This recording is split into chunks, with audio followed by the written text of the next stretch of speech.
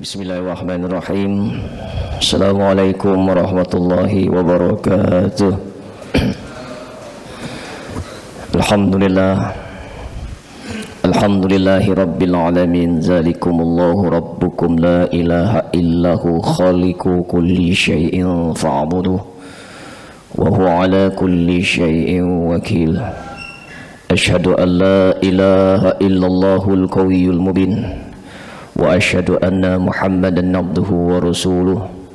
Allahumma salli wa sallim ala sayyidina Muhammadin wa ala alihi wa sahbihi ajma'in. Subhanaka la ilma lana illa ma 'allamtana innaka antal alimul hakim. Rabbi shrah li sadri wa yassir li amri wahlul 'uqdatam min lisani yafqahu qawli. Rabbi zidni 'ilma warzuqni fahma, amin ya rabbal alamin. Semoga Allah yang maha pengasih lagi maha penyayang akan senantiasa mengaruniakan kepada kita semua hati yang ikhlas, hati yang tulus, hati yang semata-mata hanya mengharapkan ridho Allah subhanahu wa ta'ala. Allah yang maha kuasa atas segala sesuatu, penggenggam dari segala kejadian, yang maha menciptakan lagi maha menyempurnakan dari setiap ciptaannya. Dan dialah Allah satu-satunya Tuhan kita yang benar-benar mengetahui persis siapa diri-diri kita yang sebenarnya. Tidak ada dosa-dosa yang pernah kita lakukan yang tidak dilihat oleh Allah. Tidak ada maksiat yang pernah kita lakukan secara sembunyi-sembunyi yang tidak disaksikan oleh Allah. Bahkan tidak ada sekecil aib pun yang tersembunyi dari Allah. Apapun yang pernah kita lakukan semasa hidup di dunia ini, kelak nanti di akhirat semuanya akan diminta pertanggungjawaban oleh Allah Subhanahu wa taala. Beriring salam kepada baginda besar Muhammad sallallahu alaihi wasallam, kepada keluarga, sahabat, zuriatnya, begitu juga pengikutnya yang setia. Mudah-mudahan diri-diri ini akan diberikan syafaat melalui baginda besar Muhammad sallallahu alaihi wasallam, dan kita yang hadir di sini dan keluarga insyaallah akan diakui sebagai umatnya Nabi Muhammad sallallahu alaihi wasallam. Bapak-bapak, ibu-ibu yang saya hormati, kita akan lanjutkan kajian kita pasal ketiga. Minal hikami Ibnu Athaillah As-Sakandari rahimahullah wa nafa'ana bi ulumi. Qala Imam Ahmad Ibnu Athaillah As-Sakandari, sawabikul himami la tahrikul aswarar aqdar.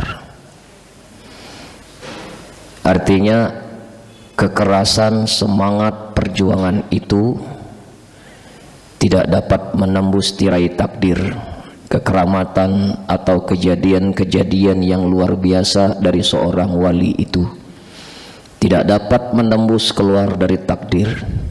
Maka segala apa yang terjadi semata-mata dengan takdir Allah. Wa ma tasyauna illa ayyasha Allahu rabbul alamin. Dan tiadalah kamu berkehendak kecuali apa yang dikehendaki Allah, Tuhan yang mengatur seisi alam. Jadi sehebat apapun perjuangan kita, sesungguh apapun yang kita lakukan, sekeras apapun perjuangan itu, tidak akan pernah keluar dari takdir Allah. Maka semua apapun yang kita lakukan, yang terjadi tetap kehendak Allah. Maka oleh sebab itu, di dalam perkara ini al-asbab la tu'ashir. Asbab itu tidak meninggalkan bekas. Asbab itu artinya sebab musabab. Asbab itu artinya usaha. Usaha yang kita lakukan itu tidak akan meninggalkan bekas.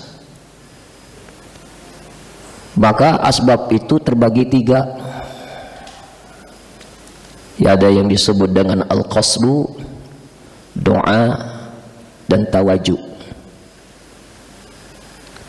Jadi kalau kita menginginkan sesuatu, pasti kita akan berusaha.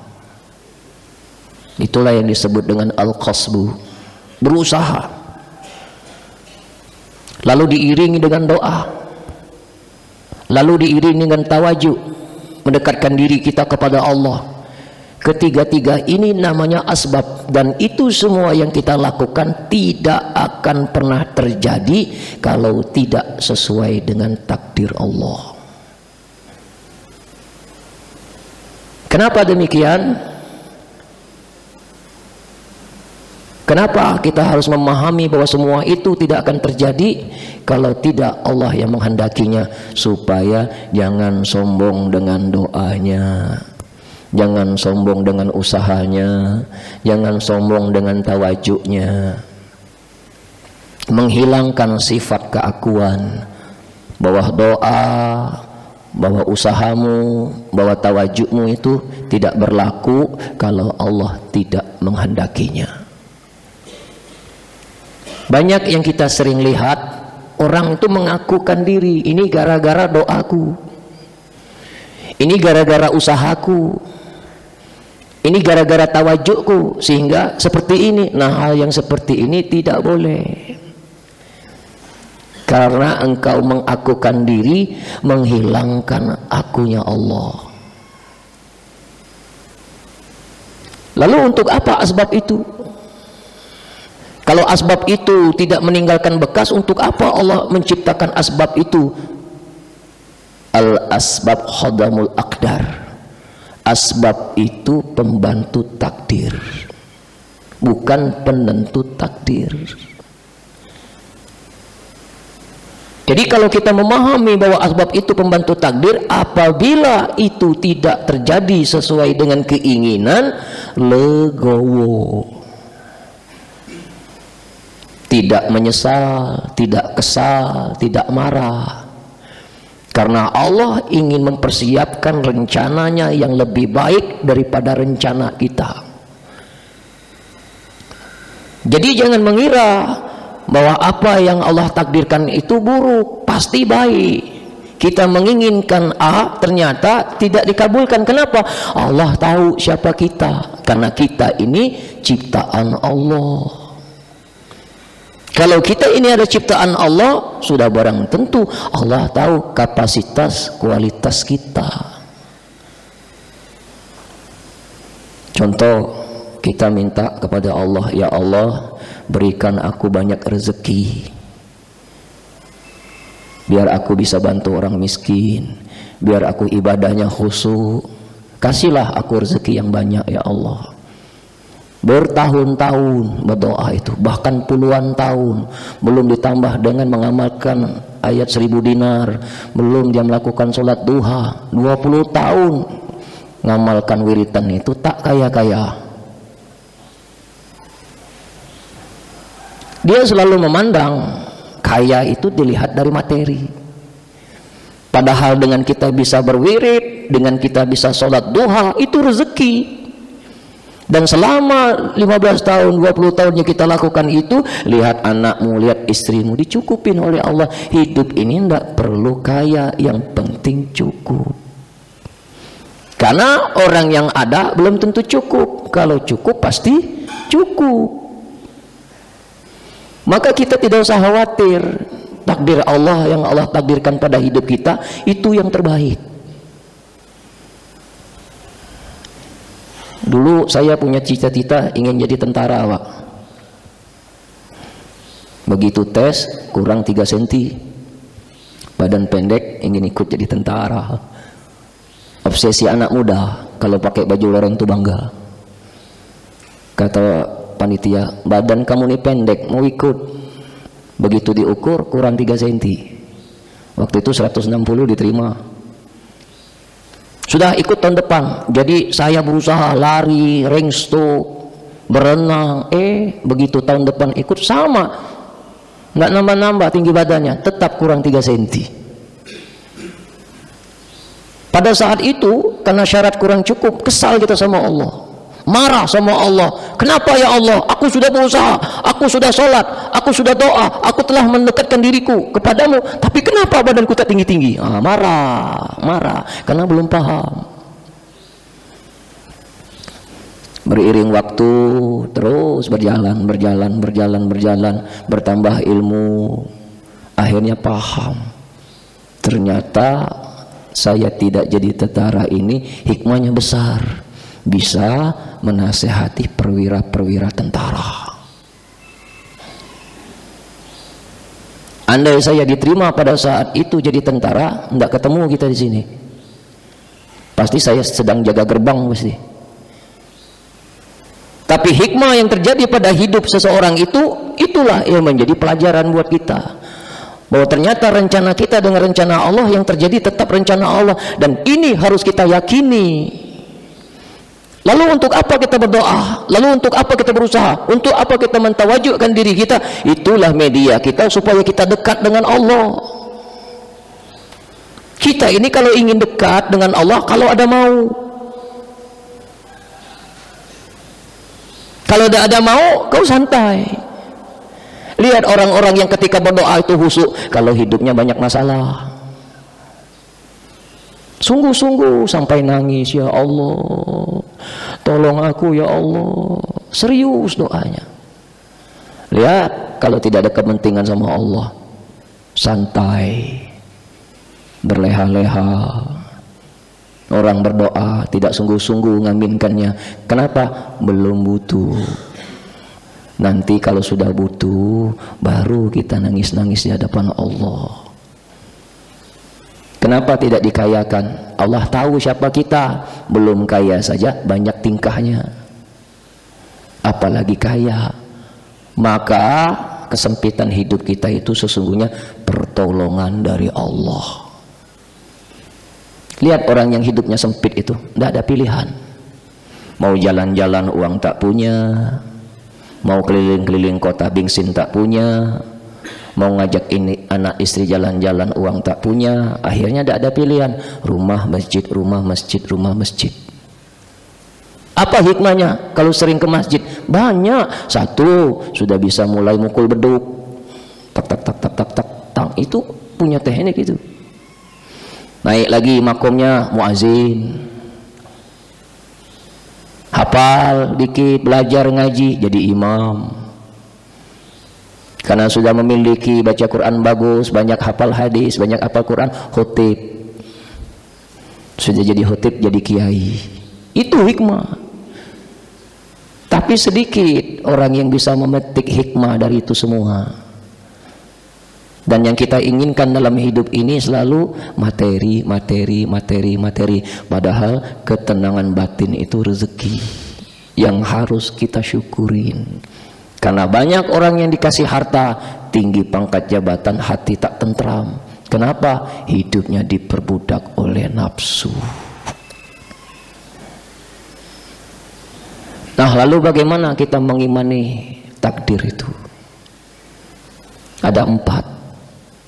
Yang pertama, kita harus beriman bahwa segala sesuatu terjadi itu atas ilmu Allah. Apapun yang kau lihat, apa yang kau dengar, apa yang kau rasakan, semua terjadi atas ilmu Allah. Tidak boleh kita mengingkari kejadian-kejadian itu di luar batas. Tapi kejadian itu terjadi karena ada ilmu Allah. Dan kita harus yakin, sehebat apapun ilmu yang kau miliki, tidak bisa mengatur Tuhan. Tapi kita hidup diatur oleh ilmu Allah. Nah, kalau kita meyakini bahwa segala sesuatu itu diyakini terjadi karena ilmu Allah, la haula wala quwata illa billah, berarti diri kita ini lemah. Berarti diri kita ini jahil, bodoh. Kalau kita bodoh, jangan ngaku pintar. Yang pintar itu, yang berilmu itu Allah, bukan kita. Kita cuma dititipin. Maka tidak boleh sombong dengan ilmunya, tidak boleh takabur dengan ilmunya, Tidak boleh lupa diri karena ilmunya, yang berilmu itu Allah. Dan bagi Allah mudah sekali mengambil ilmu apa yang kita miliki. Dilupakannya kita. Nah, maka wajib beriman segala sesuatu itu terjadi karena ilmu Allah. Nah, yang kedua, kita wajib beriman bahwa Allah menciptakan perbuatan baik dan perbuatan buruk. Innallaha khuluqa syarri wal khair. Sesungguhnya Allah menciptakan perbuatan baik dan menciptakan perbuatan buruk. Beruntunglah kalian yang diciptakan oleh Allah orang baik. Nah, mengimani af'al tauhid ini sedikit orang memahami bahwa perbuatan baik dan buruk itu terjadi karena perbuatan Allah. Jadi kita tidak boleh benci sama orang yang belum soleh seperti kita. Kita tidak boleh jijik sama orang yang masih banyak buat maksiat. Kenapa kita tidak boleh benci? Kita jadi taat, kita jadi soleh itu Allah yang menjadikan, dan mereka juga yang dikondisikan oleh Allah belum jadi orang soleh itu juga Allah.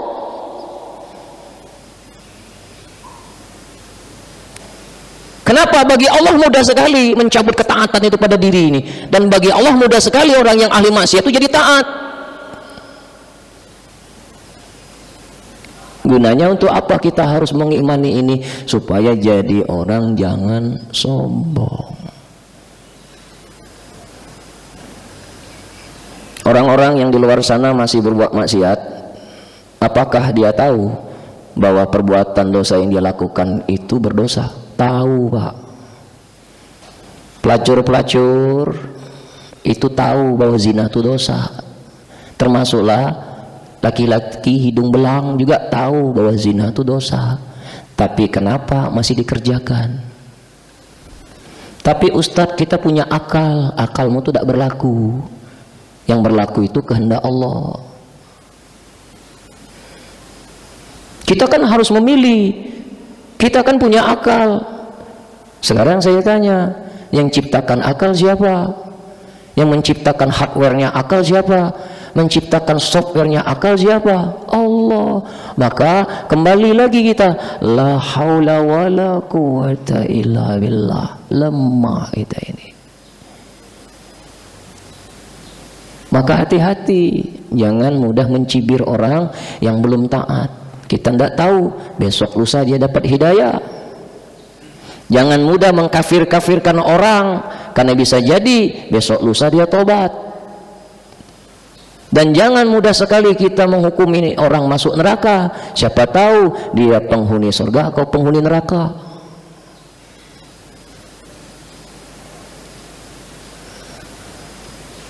Mungkin ada yang tidak sepaham.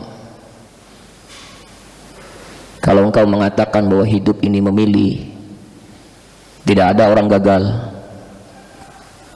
Hidup kita ini, Pak, Ibu, hakikatnya dipilihkan. Kalau kita yang memilih, tidak ada orang gagal, tidak ada orang miskin, dia pasti milih sukses dan kaya. Tapi kenyataannya, keinginan dengan kenyataan beda. Itulah bahwa menunjukkan bahwa hidup kita ini ada yang ngatur. Maka bab ini menekankan kepada kita, sehebat apapun perjuanganmu, tidak akan bisa menembus takdir Allah. Yang terjadi tetap dalam takdir Allah. Nah, kita yang punya badan ini tidak ngerti juga. Kadang-kadang baik, kadang-kadang jahat. Kadang-kadang rajin ibadah, kadang-kadang ada rasa males, jenuh. Kadang-kadang mood, kadang-kadang hilang mood. Kita yang punya badan pun tak paham tentang diri ini. Menandakan bahwa hidup kita di dunia ini ada yang mengatur, Allah Subhanahu wa taala. La tataharuk illa biiznillah. Tidak ada yang bisa bergerak tanpa seizin Allah. Tidak ada gerak kita ini. Kita bergerak karena ada yang menggerakkan. Kita berbuat baik juga ada yang menggerakkan. Kita yang berbuat buruk juga ada yang menggerakkan. Kita sholat, kita ibadah, digerakkan. Inna sholati wa nusuki wa mahyaya wa mamati lillahi rabbil alamin. Sesungguhnya sholat, ibadah, hidup dan matiku yang benarnya dikarenakan Allah. Kau sholat dikarenakan Dia, kau bisa sholat. Ibadah dikarenakan Allah, kau bisa ibadah. Hidup itu dikarenakan Allah, kau jadi hidup. Mati pun juga dikarenakan Allah, kau mati. Tidak ada kerjamu, yang ada kerja Allah semua. Itulah makna dari la ilaha illallah. Tidak ada yang kita tuhankan, tidak ada yang ada kecuali Allah. Jadi kalau kita menisbatkan segala sesuatu itu Allah dalam pandangan kita, orang yang demikian itu sudah mukasyafah, musyahadah. Dia sudah melihat. Melihat apa? Melihat semua terjadi itu karena perbuatannya. Maka Nabi Muhammad SAW itu ketika dicaci, dihina, dilempar dengan batu, dilempar dengan kotoran, tidak marah. Kenapa? Nabi Muhammad tidak lagi memandang itu makhluk. Dia memandang semua terjadi itu ada kehendak Allah di dalamnya. Maka Nabi itu penyabar. Maka betul dalam Al-Quran itu mengatakan idfa' billati hiya ahsan, balaslah keburukan itu dengan kebaikan. Nah, kita mungkin termasuk saya belum sampai ke makom itu. Jadi kalau ada orang yang jahat ke kita, kita masih memandang yang jahat itu makhluk. Kita masih memandang yang berbuat itu makhluk. Kemudian ketika ada orang yang berbuat baik kepada kita, lalu kita memandang tuh yang baik itu makhluk. Maka banyak orang ini bertuhan kepada makhluk, tidak bertuhan kepada Allah. Padahal hakikatnya yang baik itu Allah, minjam badan kita. Nah, kita memahami hal yang demikian itu sedikit. Nah, maka kita harus yakin segala perbuatan terjadi itu Allah yang menjadikan baik dan buruk. Nah, yang ketiga, wajib beriman bahwa apa yang bukan menjadi takdir mustahil terjadi. Apa yang menjadi takdir pasti terjadi. Nah, ini harus kita imani. Sesuatu yang bukan takdir mustahil terjadi. Sesuatu yang menjadi takdir pasti akan terjadi.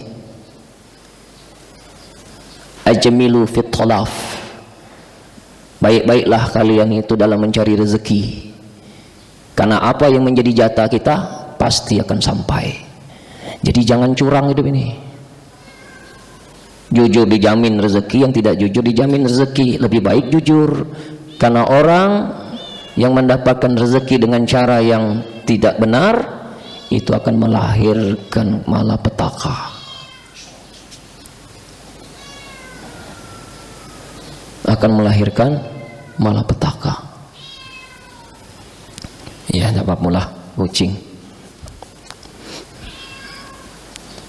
Nah, maka jujur. Nabi mengatakan alaikum bisidqi fa inna sidqa yahdi ilal biru wal biru yahdi ilal jannah.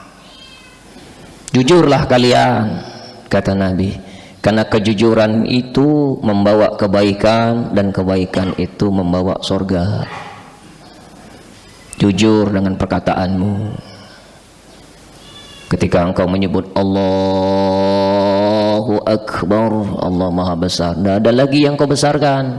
Yang kau besarkan hanya Allah. Jangan lagi merasa aku.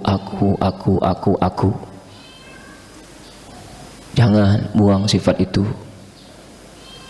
Kalau mengatakan Alhamdulillah, segala puji bagi Allah, banyakin syukurnya. Jangan cuman pandai di lafaz, pandai di ucapan, tapi hati tak pandai. Itu namanya pembohong. Maka di dalam sholat itu kan ada 3 hukumnya: qauli, qalbi, fi'li. Qauli ucapan, qalbi hati, fi'li perbuatan. Itu harus sinkron antara ucapan, hati dan perbuatan. Nah, untuk menyinkronkan antara ucapan, hati dan perbuatan itu butuh waktu. Itulah ilmu. Dan kita pasti sering perang batin pada diri ini. Ketika engkau berbuat dosa, engkau menyesal. Ketika engkau berbuat baik, engkau bahagia. Itu tanda seorang mukmin sejati. Itu tanda mukmin sejati. Ketika berbuat baik dia bahagia, ketika dia berbuat dosa dia gelisah. Itu proses pengenalan diri kita. Itu proses muhasabah kita. Sehingga Allah bukakan file-file dosa kita, sehingga kita jadi tahu itu dosa, disesalin, kemudian ditobatin. Harus. Itu jadi menjadi takdir, pasti terjadi. Jadi dosa khawatir. Jangan licik, jangan curang hidup ini, dan jangan iri sama keberhasilan orang. Jangan tomak dengan rezeki orang. Tidak usah khawatir, rezeki sudah diatur oleh Allah. Cicak makanannya nyamuk. Nyamuk punya sayap, cicak tidak punya sayap. Bagaimana mungkin seekor cicak yang merayap bisa mengejar nyamuk yang punya sayap? Bagaimana cara Allah memberi makan kepada cicak? Didatangkan nyamuk itu ke mulut cicak. Itu ilmu cicak. Jadi kita hidup ini jangan kalah dengan cicak. Ketahuilah bapak-bapak, apa yang menjadi jatah kita pasti sampai, tidak berkurang, tidak berlebih, semua telah tercatat. Jadi mau apa lagi hidup ini? Nah, yang keempat, yang terakhir, kita wajib ridho dengan ketentuan apa yang Allah takdirkan dalam hidup, dan membaguskan apa yang Allah tuntut ke kita. Contoh, kita ditakdirkan oleh Allah ahli maksiat, ridho. Ridho, tidak bisa. Ridho terjadi, tidak ridho terjadi. Kita ahli maksiat, ridho bahwa ini ketentuan dari Allah, tapi baguskan apa yang Allah tuntut kepadamu. Dengan apa? Bertobat. Dan mustahil kita yang hadir di sini yang tidak pernah buat dosa. Pasti pernah buat dosa, dan itu harus diridhoi. Kenapa? Itu ketentuan dari Allah, dan diperbaiki. Nah, cukup cuman ridho tapi tidak kau perbaiki. Perbaiki, ditobatin. Maka takdir itu, setiap manusia itu akan melalui 4 takdir nih. 1, setiap manusia pasti pernah berbuat baik walaupun dia jahat. Karena kita bukan setan. Sejahat-jahat manusia pasti pernah buat baik. Karena kita bukan setan. Ini pasti takdir yang akan kau lalui. Yang kedua, kita pasti pernah berbuat maksiat. Karena kita bukan malaikat. Jadi kalau kita berbuat baik tadi, karena kita bukan setan, sejahat-jahat kita pasti pernah berbuat baik. Apa? Lakukan kebaikan itu dengan ikhlas. Tidak usah ngarep-ngarep dipuji sama orang. Tidak usah ngarep-ngarep diterima kasihin oleh orang.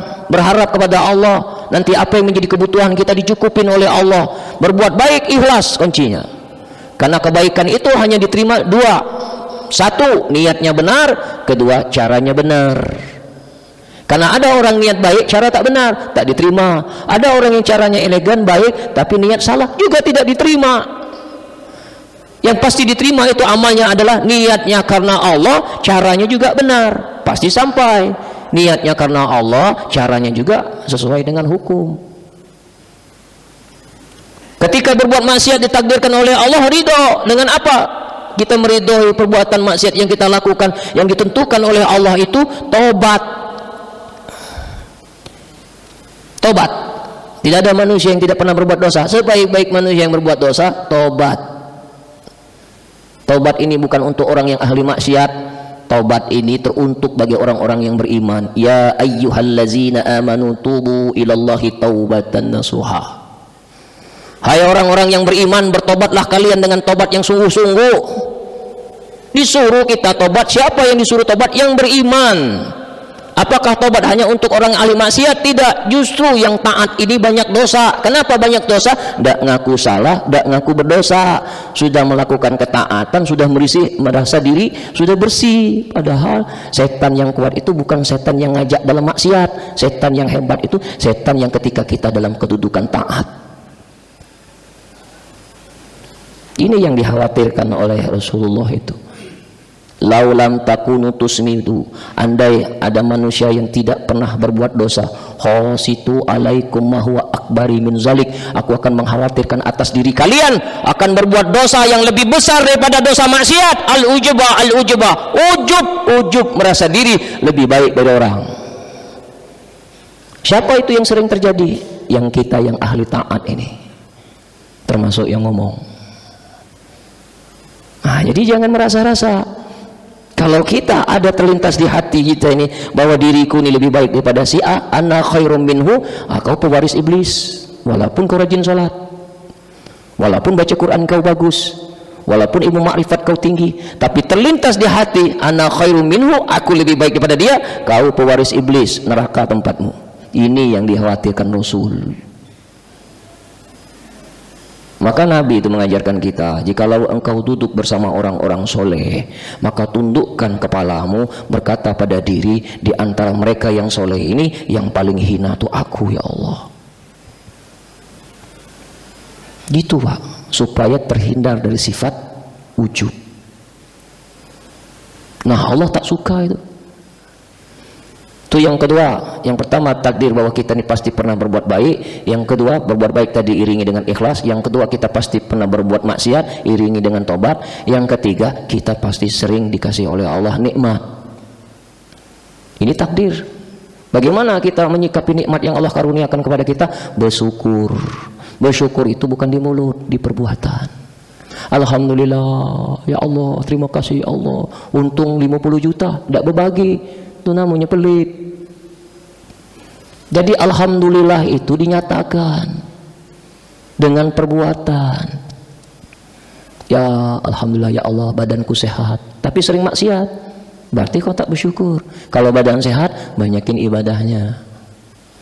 Ya Allah, aku dikasih ilmu, ya Allah, ilmu agama, alhamdulillah, ajarkan, baligh anni walau ayat, sampaikan satu ayat, sampaikan kebenaran itu walaupun satu ayat.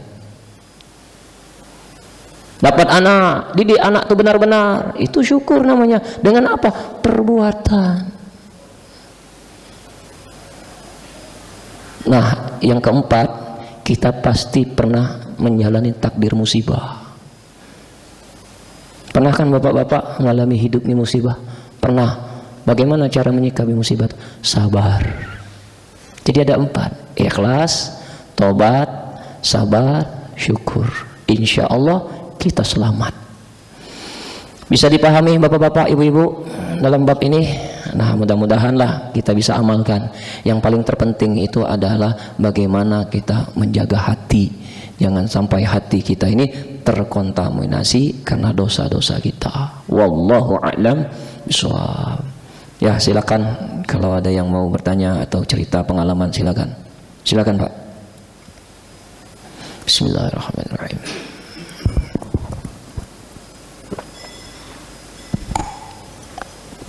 Alhamdulillah. Bismillahirrahmanirrahim. Terima kasih. Ya, silakan. Sebelumnya saya mohon maaf bila mana pertanyaan saya kurang tepat, Pak Ustadz. Iya. Yang pertama sekali saya tanyakan mengenai hidup kita. Kita selama hidup banyak macam-macam godaan dan segala macamnya. Nah, ujung-ujungnya kita akan meninggalkan dunia. Akhirnya kita mati istilahnya. Nah, untuk menghadapi mati ini Ustaz, nah pernah saya dengar ini kita kan harus mentalkinkan diri kita. Nah, yang saya tanyakan untuk mempersiapkan diri kita untuk menghadapi siratul maut ini banyak yang bilang Ustaz harus kita selalu berzikir, Ustaz, berzikir. Nah, yang saya tanyakan, zikir apa yang lebih baik untuk mengantarkan diri kita ini menjadi husnul khotimah? Itu yang pertama untuk diri kita, Ustaz. Ya. Nah, yang kedua, kita semuanya ini meninggal dunia, termasuk orang tua kita. Nah, orang tua kita mungkin sudah meninggal terlebih dahulu. Nah, ada yang bilang anak yang baik adalah anak yang mendoakan orang tua dan bersedekah. Nah, yang ingin saya ini tinggal di dusun Pak Ustadz. Kalau dari sini kalau naik mobil itu 5 jam atau 6 jam. Saya daerah hampir dekat dengan Jambi. Nah, biasanya di sana malam Jumat itu mengadakan sedekah makan-makan. Nah, kadang-kadang misalnya seperti saya ini kan kepingin mengadakan. Kalau mengadakan seperti itu kan biayanya banyak Ustaz. Kan banyak. Nah, kadang-kadang kita kan nggak mampu gitu. Nah, misalnya kepingin rasanya ingin mengirimkan sedekah misalnya nasi atau makan gitu Ustaz. Nah kan, di samping itu kurang mampu, selain kalau mampu kan timbul itu tadi mungkin ada sifat ria, misalnya mungkin ingin dipuji misalnya kan gitu Ustaz. Nah ini ngadakan ini untuk orang tuanya, jadi enggak, kalau kita sudah arah ke situ kan mungkin enggak kita laksanakan. Nah mungkin ada uang 100.000 misalnya, oh ini aku mau ngirimkan untuk orang tua saya yang sudah meninggal. Nah ini mana lebih bagus Ustaz? Ini kita ngasih misalnya contohnya di sini di Masjid Baitur Rahman ini ada program di sini apa namanya tiap hari Jumat itu tiap hari Jumat itu kan ada sedekah nasi selepas Jumat itu diberikan kepada para jamaah. Nah, sudah lepas ini itu semuanya ada titipan apa namanya yang titipan kepada masjid sini mungkin untuk membagikan nasi itu. Nah itu mana lebih bagus Ustaz? Apa kita ngadakan di rumah misalnya karena timbul ria tadi dengan kita memberikan misalnya kita titip kan ada uang 100.000 misalnya, tolong Pak Panitia ini titipan saya untuk beli nasi disedekahkan untuk orang tua saya yang sudah meninggal. Gitu Pak Ustaz, terima kasih. Assalamualaikum warahmatullahi wabarakatuh. Assalamualaikum warahmatullahi wabarakatuh. Kata Nabi, inna kulli mauti sakarah. Yang namanya kematian itu pasti sakit. Sakit ruhania, sakit jasmania. Riwayat dari Nabi Idris alaihissalam pernah bersabda, kematian itu seperti kambing yang dikuliti hidup-hidup dan disiram dengan cuka. Berarti sakit minta ampun. Kullu nafsin za'iqatul maut. Setiap yang bernyawa pasti akan merasakan mati. Nah, lalu persiapan apa yang harus kita lakukan? Di dalam surah Al-Imran ayat 102 Allah berfirman, ya ayyuhallazina amanu taqullaha haqqa tuqatih wa la tamutunna illa wa antum muslimun. Hai orang-orang yang beriman, bertakwalah kalian dengan takwa yang sebenar-benarnya. Jangan main-main lagi. Janganlah engkau mati sebelum engkau kembali kepada Allah. Apa maksudnya? Persiapan untuk mati itu mengenal Tuhan. Maka di dalam surah Muhammad itu mengatakan fa'lam annahu la ilaha illallah. Apa fa'lam artinya? Dipahamin. Bukan fakro. Fakro dibaca. Beliau saja pandai baca itu. Tapi dipahami. Maka Nabi mengajarkan kita dua kalau ingin selamat sakratul maut. Yang pertama kata Nabi, banyakin doa. Allahumma a'ini alal mauti wa hawinhu alayyah. Ya Allah, lindungilah aku dari sakitnya sakaratul maut dan mudahkan atas kematianku. Doa. Kenapa harus berdoa? Karena kalau mengandalkan amal kita banyak cacat amal kita ini. Sholat kita cacat, wirid kita cacat, sedekah kita cacat. Nah mungkin ibadah yang cacat itu mau dipersembahkan kepada Allah. Maka Nabi mengajarkan kita berdoa. Dan kita menyadari bahwa kita ini banyak kurang. Ibadah amal kita itu banyak cacat. Nah mungkin suatu yang cacat akan diterima oleh Allah. Maka doa Pak. Kalau dengan doa itu nanti Allah kasih petunjuk, ketemu sama guru, ketemu sama mursyid, ketemu dengan majelis taklim. Ini cara Allah ini untuk menyelamatkan kita dari fitnah sakratul maut itu. Jadi dengan doa ini Allah akan tunjukkan jalan-jalan yang kebaikan untuk kita ini. Karena doa itu adalah perintah. Itu satu Pak. Jadi kamu nggak usah khawatir yang ibadahnya masih sedikit, yang mungkin baca Qur'annya belum sempurna, mungkin sholatnya belum khusyuk, doa. Ini Nabi yang bilang. Yang kedua, ini perintah Nabi, akhbari Jibril, inna la ilaha illallah hisnul muslim indal maut. Aku dikabarin oleh Jibril, kata Nabi, bahwa sesungguhnya la ilaha illallah itu adalah teman orang yang ketika sakaratul maut. Jadi teman kita ini bukan istri, bukan anak, bukan cucu, bukan sahabat, tapi sahabat orang-orang yang mau sakaratul maut. Teman orang sakaratul maut itu la ilaha illallah. Maka Nabi menyuruh kita banyakin zikir la ilaha illallah, dan dipahami, dipelajari. Dengan apa kita mempelajari makna la ilaha illallah? Awwaluddin ma'rifatullah. Agama itu bermula mengenal. Mengenal siapa? Mengenal yang punya nama, bukan mengenal bacaan. Kalau mengenal bacaan banyak, tahu bacaan banyak, tapi yang paham dengan bacaan sedikit. Maka tidak semua orang yang mati itu lisannya diizinkan oleh Allah untuk menyebut la ilaha illallah. Siapa yang diizinkan oleh Allah untuk menyebutkan la ilaha illallah? Yang kenal sama dia. Maka satu kali bacaan la ilaha illallah, satu kali tarikan nafas, itu 4.000 dosa gugur karena dia paham.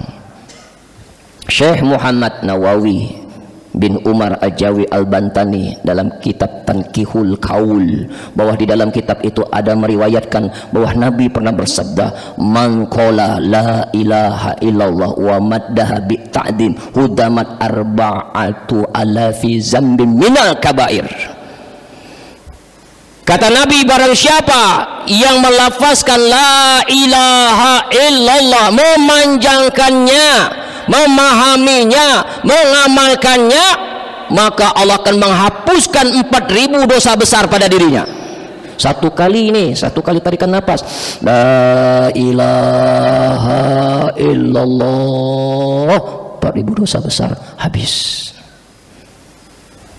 Kalau 2 kali berarti 8.000.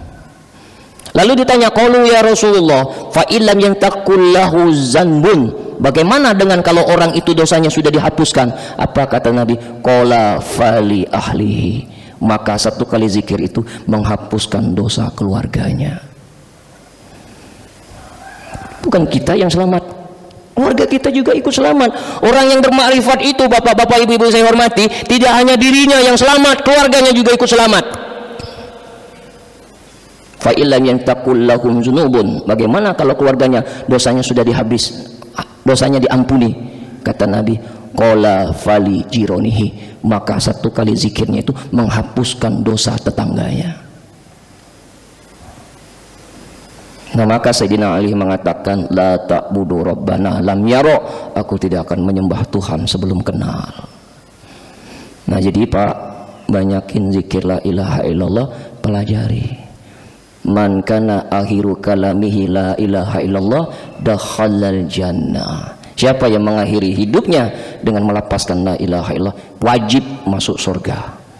Dan surga ini jangan kau rasakan setelah mati, terlalu lama.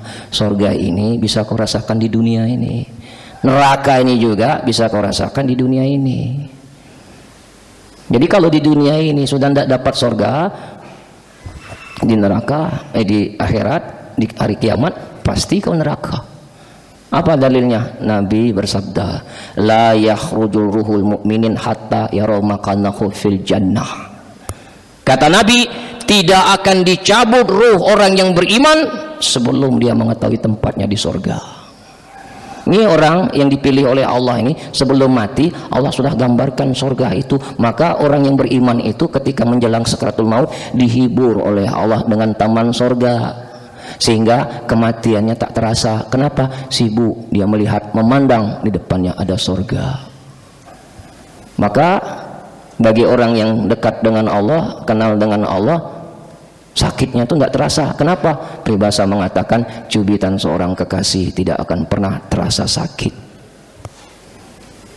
La yakhrujul kafiri hatta yara makanahu finnar, tidak akan dicabut roh orang yang ingkar kepada Allah sebelum dia mengetahui tempatnya di neraka. Nah maka kalau kita mau meninggal dunia, mata mau melihat tidak melihat, punya telinga tidak mendengar, punya mulut yang bisa ngomong. Kenapa? Allah ingin menutupi rahasia Allah. Tapi ini sudah dikasih bocoran oleh Nabi. Kalau bapak-bapak, ibu-ibu tidak percaya, buktikan. Apa yang dikatakan Rasul pasti benar dan tidak mungkin dusta. Nah jadi Pak, belajar, pelajari la ilaha illallah, minta zikir talqin. Biar kita dibimbing oleh guru mursyid kita. Kalau kita yang duduk di sini, ini masih murid namanya tabaruk, cuman cari berkah saja, belum jadi murid talqin. Jadi kalau kita ingin serius, minta zikir talqin kepada guru-gurumu itu, kepada mursyid-mursyidmu itu, supaya dibimbing. Biar engkau akan mengalami pengalaman spiritual dalam menjalankan torikoh itu. Dan wajib bertorikoh. Kalau tidak bertorikoh, bagaimana mungkin kita bisa akan sampai? Muhasabah, mujahadah, muraqabah, muhabbah, mukasyafah, musyahadah, baru makrifat. 7 level yang harus kau jalani baru sampai. Nah kita ini belajar bermakrifat belum tentu bermakrifat, cuman belajar. Nah gitu Pak ya. Nah yang kedua, masalah sedekah. Sedekah itu innama a'malu binniyat. Segala sesuatu amal perbuatan itu bergantung niat. Di dusun, tidak di dusun, jauh dekat, niatnya itu pasti sampai. Kemana niatnya? Ke orang tua, sampai walaupun tidak ke dusun. Misalnya di sini ada acara setiap Jumat makan nasi bersama, diberikan kepada jemaah, sumbangkan saja uang kamu, sama saja, dan tidak perlu disebut-sebut nama kita. Allah tahu kita ini kalau nyumbang banyak nama tak disebut marah. Oh berarti kita belum ikhlas. Kenapa nama saya tidak disebut? Marah kita. Oh berarti masih ingin aus pujian. Tak apa-apa kalau tidak disebut nama kita. Allah ingin memurnikan amal kita. Tidak usah tersinggung. Habis. Alhamdulillah. Kalau tidak ada, mudah-mudahan apa yang disampaikan bisa bermanfaat. Dan mudah-mudahan kita bisa memahaminya. Yang paling terpenting itu adalah mengamalkannya. Allahumma salli ala sayyidina Muhammad wa ashghili zalimin bil zalimin wa akhrijna min bainihim salimin wa ala alihi wa sahbihi ajma'in. Allahumma salli ala sayyidina Muhammad وأشغلي ظالم بالظالمين وأخرجنا من بينهم سالمين وعلى آله وصحبه أجمعين. Ya Allah, ya Tuhan kami yang Maha Pengasih lagi Maha Penyayang. Ya Allah, alangkah indahnya andai kata umur yang tersisa ini dipenuhi dengan kasih sayang Allah. Alangkah indahnya andai kata sisa umur ini kita menjadi orang yang ahli sujud, yang selalu rindu bersujud kepada Allah. Alangkah beruntungnya andai kata lisan kita ini selalu basah menyebut nama Allah. Alangkah bahagianya andai kata hati kita ini penuh dengan keikhlasan. Apapun yang kita lakukan hanya Allah saja yang kita tuju. Hari-hari yang kita jalani selalu bersemangat untuk memperbaiki diri agar dicintai oleh Allah. Hari-hari yang tersisa selalu mempersembahkan yang terbaik agar bisa menjadi bekal pulang. Ya Allah, inilah hamba-hambamu yang berlumur dosa bergelimang maksiat. Kini memohon kepadamu wahai yang maha mendengar. Betapapun kami tidak dapat melihatmu, tapi bukankah engkau sedang menatap kami? Ya Allah, engkau tahu dari setiap kebusukan hati kami yang sering menyombongkan apa yang telah engkau titipkan kepada kami. Hati penuh dengan kedengkian, iri, hasud, riya, sum'ah, ujub, cinta dunia, takut mati.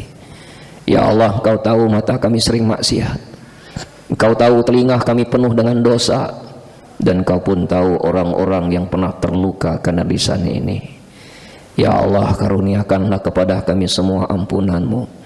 Allahumma inna nas'aluka taubatan nasuha ya Allah, wa taubatan qabla al-maut, wa rahmatan 'inda al-maut, wa maghfiratan ba'da al-maut.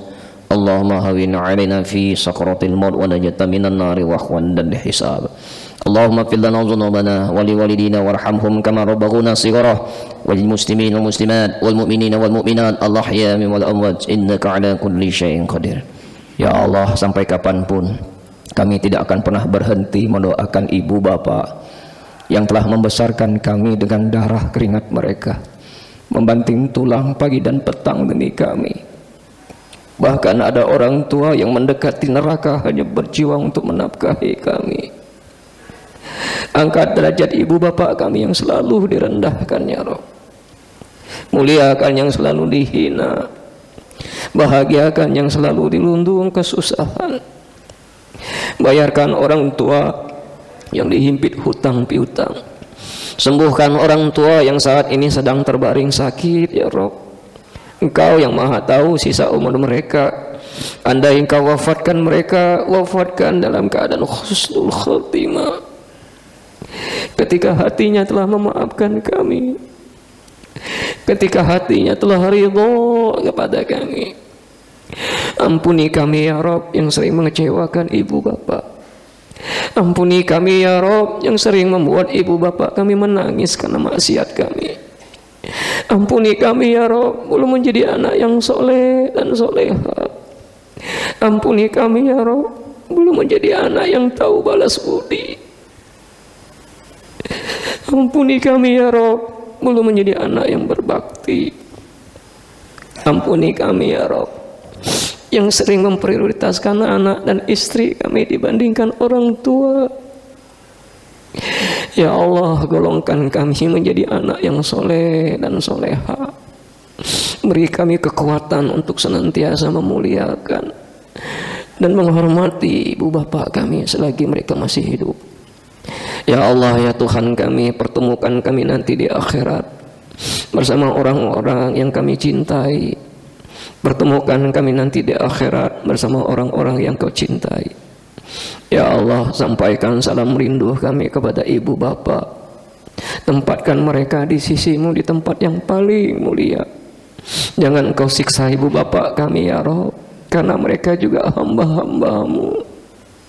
Kasihanilah mereka, sayangilah mereka sebagaimana mereka mengasihani kami dan menyayangi kami ketika kami masih anak-anak.